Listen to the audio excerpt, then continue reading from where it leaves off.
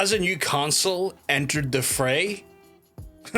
Let's talk about that. So rumors have it that there's a new Steam console coming from Valve that is meant to be a new entry into what we see as the console space and something that you can dominating your living room. So move over PlayStation, move over Xbox, Switch, get out that window. We've got a bigger competitor entering, and that comes in the form of this console. However, this isn't the first time we've seen a Steam console before.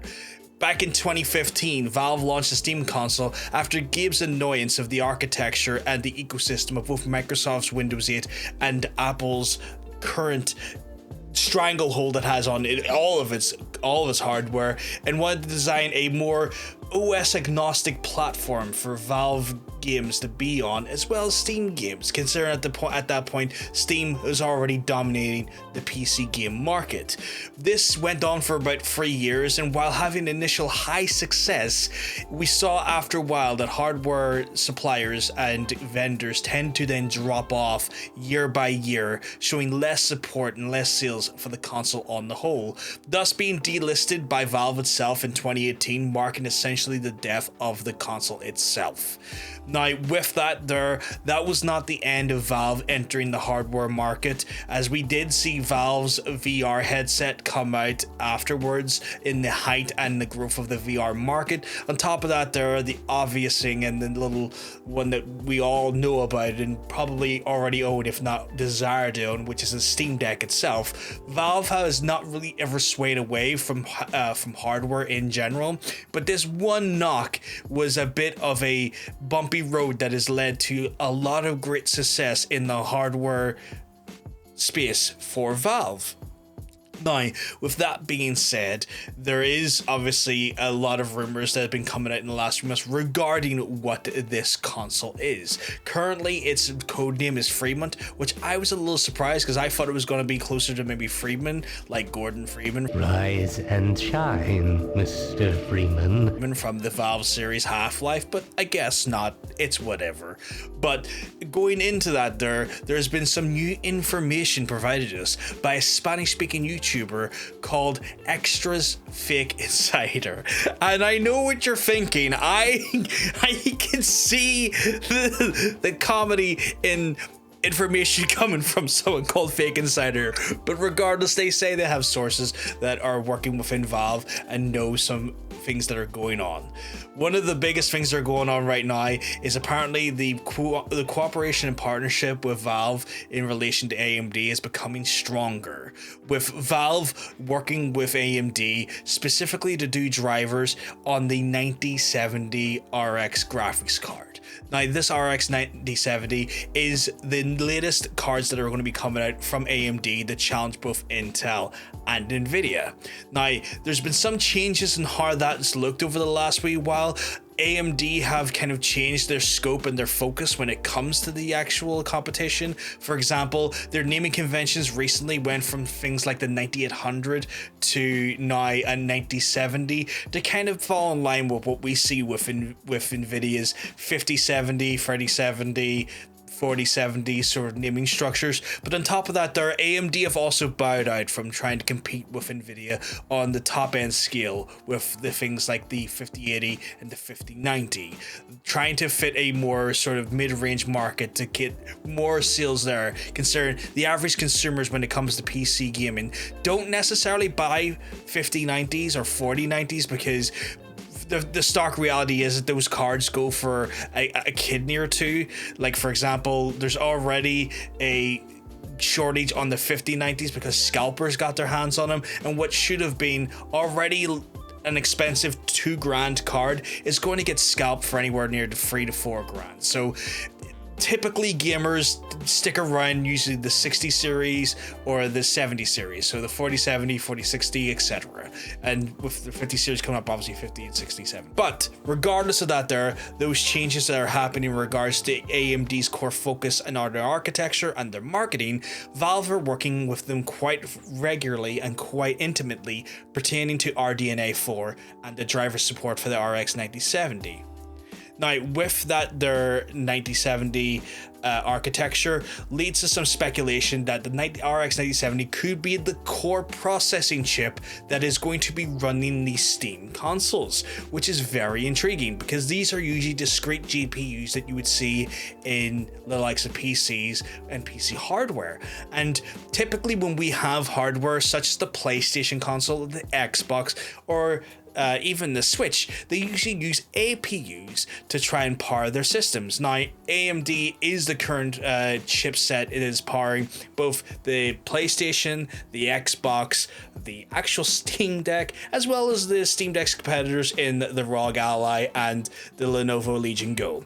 The only outlier there being Nintendo, who still have what seems to be a continuing relationship with Nvidia, which we discussed on our last video pertaining to some of the rumors on the Nintendo Switch 2.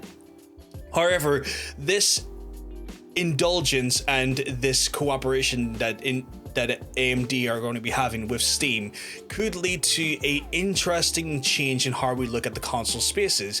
Now, I've already read in some places that there is going to be a sort of updated PS6 that will use the RDNA 4 architecture, but there hasn't been too much information that we could say is going to be valuable or credible one way or the other on the back of that there. We'll wait to see that there before we explore that rumor any further.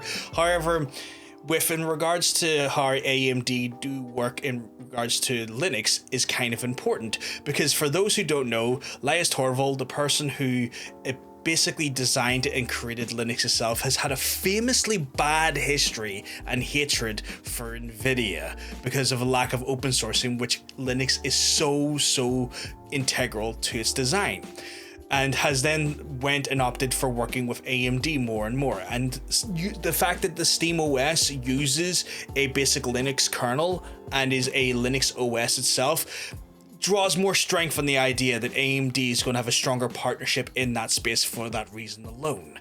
Now, with that, there comes the speculation on my end that we may even just then see the Steam Deck itself have more power being pushed into it in its further iterations via RDNA 4, which we were expecting in the first place, mind you. However, what we have seen is that if they're working on the driver sets for the 9070, this could mean that in the Steam Deck 2, we may also see a scaled down version of a 9070 chipset and architecture inside of the Steam Deck 2. Like, that is just a speculation on my end. I am just assuming that based off the rumors that we have seen relating to the actual cooperation in this initial point with the Steam console, but it's an interesting thing to look at, and it's a thing that I think could be a factor we need to keep an eye on. It could be a major push in dominance for APU gaming, especially with regards to the actual handheld range. Now, on top of this here, this is more opportunities as well. Like we talked in the last video regarding Nintendo as well, is that there is a console agnostic approach that Xbox is taking when it comes to its software. No longer does it want to be on any specific console itself, putting its games on the PlayStation and also trying to put its live services wherever it can be it your phone, your TV, tablet, all of that good stuff. This could be another device that Xbox then mitigates to and then ends up being involved in some way or some form, even though it's running off of a Steam OS and not a Microsoft OS. There's already Steam Deck users that are already using Xbox Live gaming services on their Steam Deck to great success, and cloud gaming has proven to be really good for that there. So we may see an continued sort of approach and adoption of the online service model coming to these consoles. And given the fact that SteamOS is so customizable and easy to use for that there, it'd be silly to not see this. Which then begs the question for you, my viewer in chat, do you then see yourself adopting to a Steam OS style console for your living room, thus going into the Steam ecosystem and buying games through Steam and using that service and going away from PlayStation, Xbox and Nintendo? Or do you still feel that you want your PC gaming to be on the PC itself, and that while it's a nice and interesting device, you still prefer to have your living room to be maybe a agnostic or neutral zone for your gaming and your media consumption.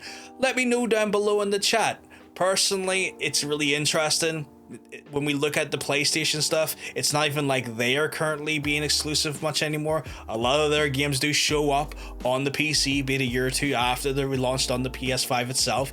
And so this could be for some gamers who want to be a little bit frugal and a little bit more open to their actual device, may actually start going away from the actual traditional consoles.